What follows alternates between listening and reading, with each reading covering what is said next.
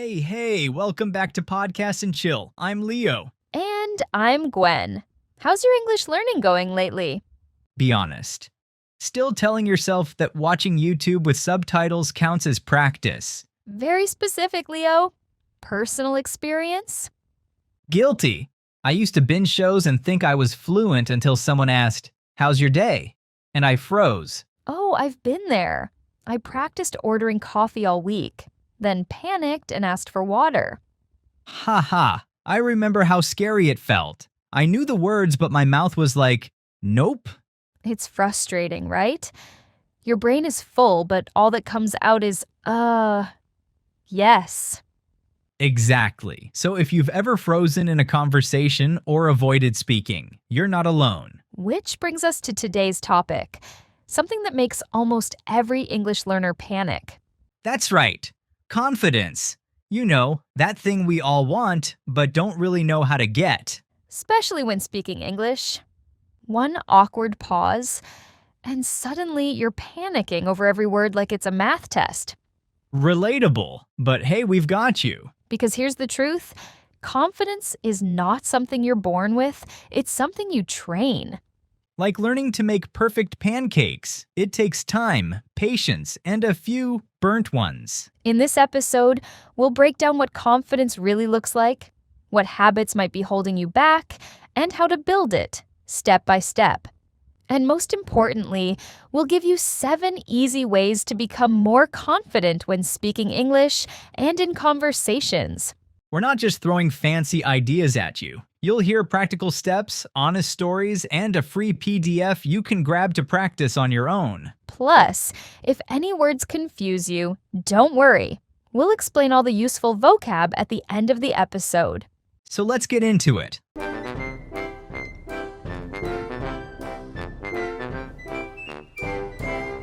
All right, Gwen, when you hear confident person, what comes to mind? And not just the loudest person in the room. Oh, please. The loudest one is usually just the most nervous with extra volume settings. Not gonna lie, they're basically emotional surround sound. But real confidence, what's that really like? Well, it's subtle. It's when someone tries something new, even if they might mess up. Like speaking, even if they're not sure the grammar is right. Yeah, they're not afraid to try. They don't freeze just because it's not perfect. And they accept compliments like normal humans.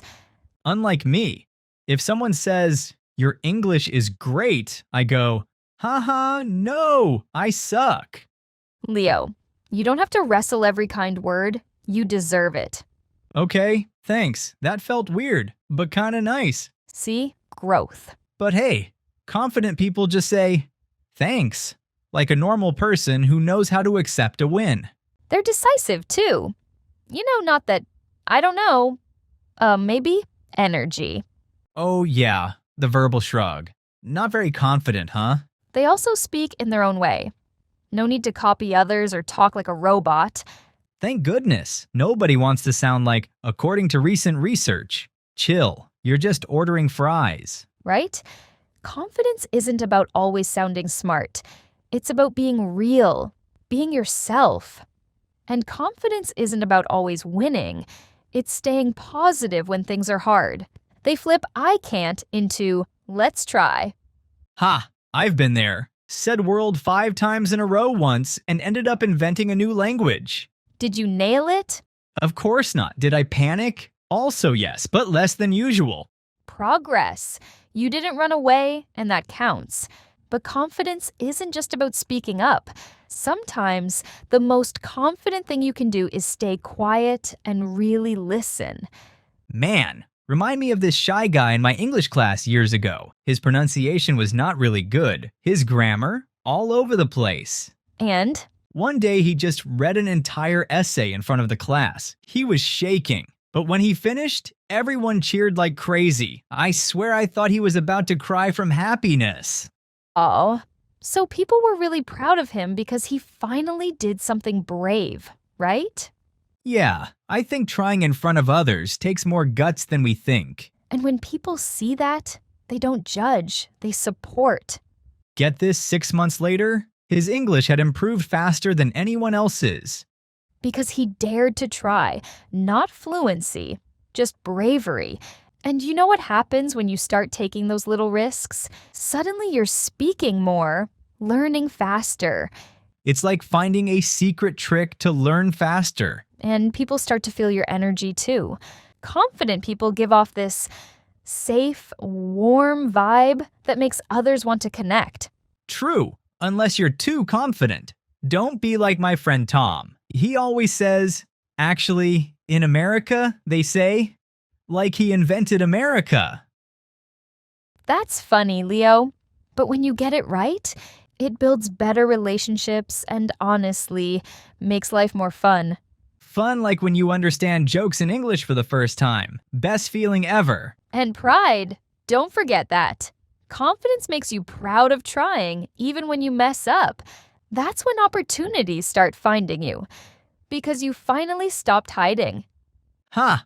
That's growth, baby. So this is what confidence feels like. More talking, faster learning, better connections, and more good stuff in your life. Couldn't have said it better. Okay, we know what confidence looks like. But do you know what happens to it? Confidence doesn't just disappear overnight, right? One day you're vibing, feeling okay, and the next, you're second-guessing every word. Oh, I've got a checklist. These little habits sneak up and zap your confidence before you notice.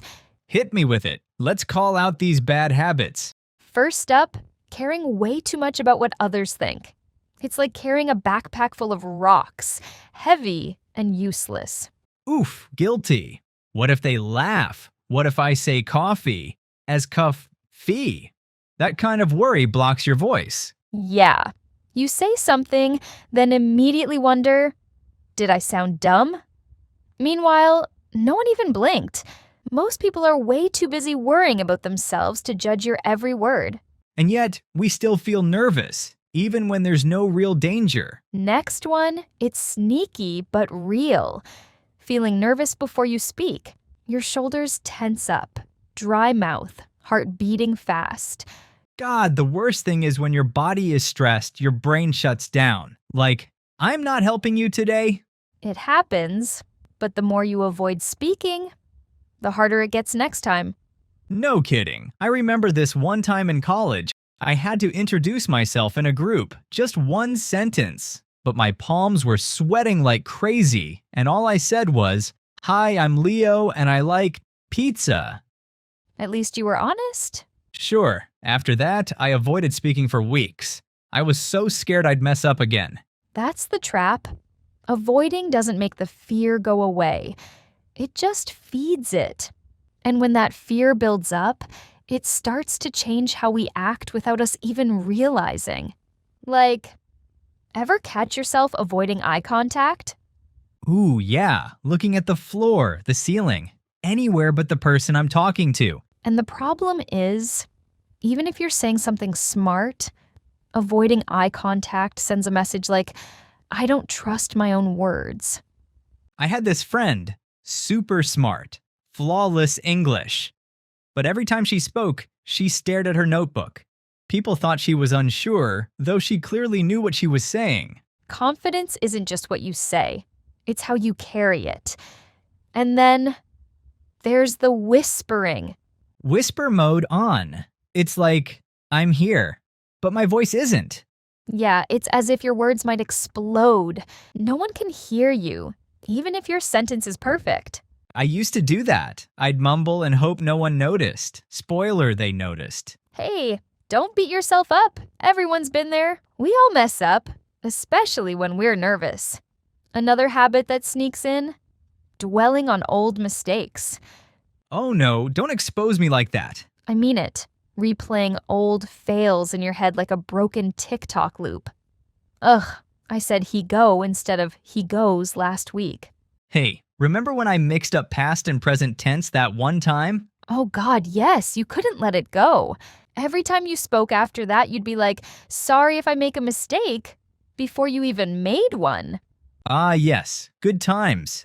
Leo, please tell me you've let that go by now. Poof, maybe not. That's the thing.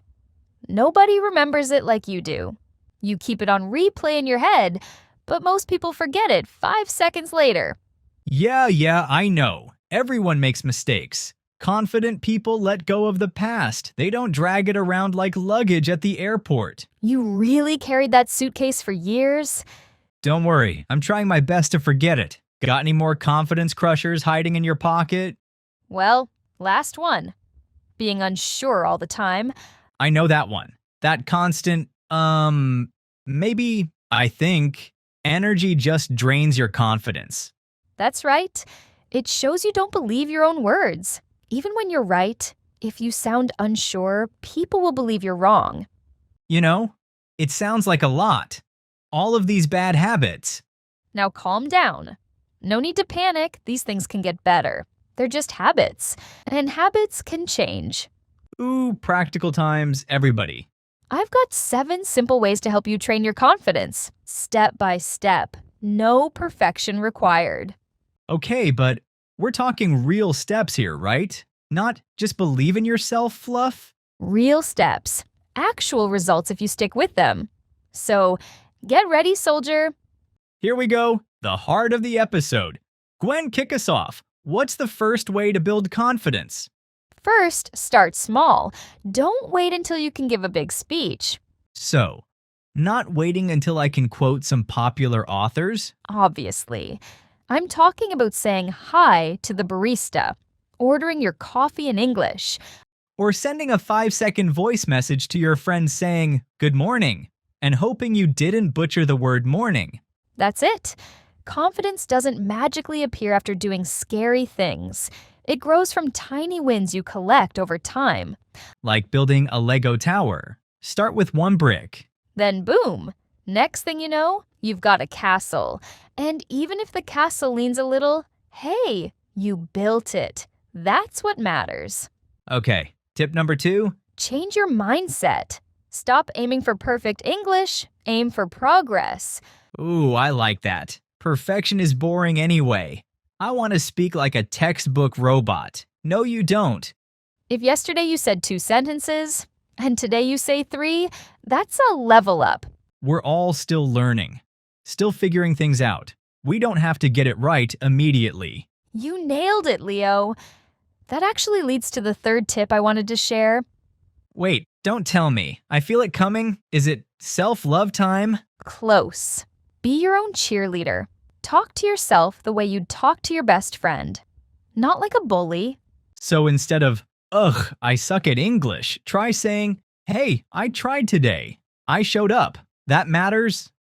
Exactly. Even just saying, I did something hard and I'm proud of it, makes a difference. A little self-respect goes a long way, huh? Huge difference. It helps you keep going even on days when things feel off. So what's next? Hit me with tip number 4. Continue with number 4, challenge yourself little by little. Don't push too hard. Just try small new things step by step. Like baby steps, eh? Yeah. Each week, try something that feels just a little scary but doable. Talk to a tourist, join a small group, or speak up during your next team meeting. I remember joining this English-speaking group once. I said 2 words, 2, but I left feeling like a legend. Because that was a win. That's how progress feels. It's not loud, but it's real. What else we got? Please don't say cold showers. This one's easier. Fix your body language. My what now? Are we doing yoga or giving speeches? Haha, neither. Just stand up straight, keep your head up, and look people in the eye. It actually tricks your brain into feeling more confident. So my spine's been the problem this whole time? Basically, yes. It's science. People react better when you look open and friendly, not like you're bracing for impact. Okay. I'm fixing my posture right now. You better be right, science. What's next, Coach Gwen? Tip 6, be around people who lift you up, not bring you down. Oof, yeah. If someone's always criticizing you, it drains your energy fast. You don't have to cut people off completely, but you can spend less time with those who bring you down. Yeah. Dump the toxic ones. You don't need that kind of energy in your learning journey. Healthy friends support you. They cheer you on, correct you kindly, and celebrate your effort. Last one, right? Give me something good. Here you go. Laugh at your mistakes. I've made so many. Like the time I told a girl I'm boring instead of I'm bored. She laughed so hard we became friends. Aha! One language mistake turned into a new connection. If you don't take it too seriously, mistakes become learning moments. Yeah, like small, funny steps, not big, scary mistakes. So don't freak out about mistakes. Everyone makes them. Laugh, learn, move on. Let's recap. We've got start small, shift your mindset, hype yourself up, push your limits, fix your posture, and Choose good people and laugh off your mistakes. boom, that's 7. Sounds like a workout plan for self-esteem. Keep trying and your confidence will come back. I'm not saying I'm confident now, but I did just sit up straighter. Proud of you.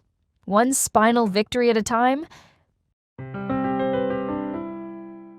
Phew, Gwen, we've talked about a lot today. Some real confidence gems in there. Totally.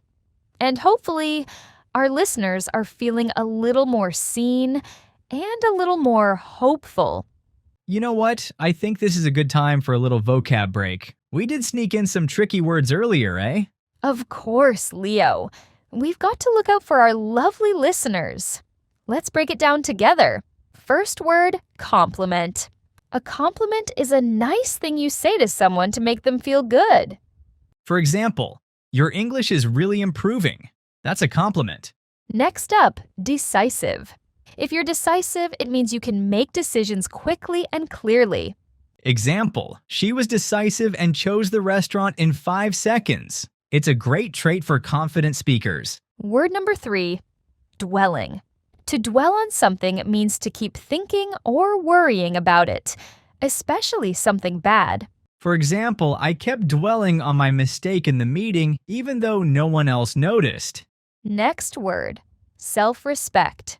Self-respect means you value yourself and treat yourself kindly. Even after a mistake, I had self-respect and didn't call myself stupid. And the last word, toxic. In this case, toxic means a person who is always negative, judgmental, or hurtful. Like when you stopped hanging out with toxic friends who made you feel small.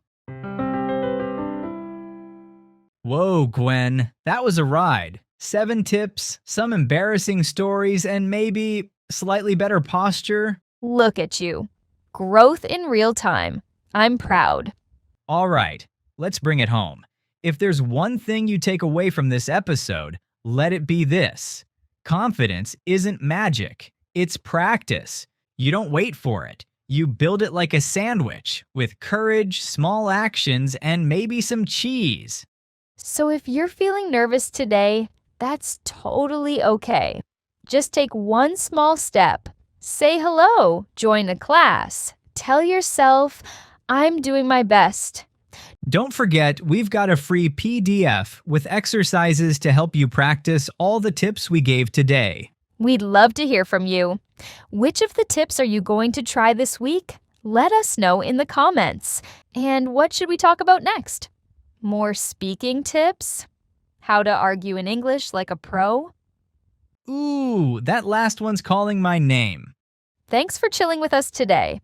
And remember, speak up, smile big, and if you mess up, own it with pride. Until next time, stay chill, stay kind, stay confident. This is Podcast and Chill. Catch you in the next one. Peace out.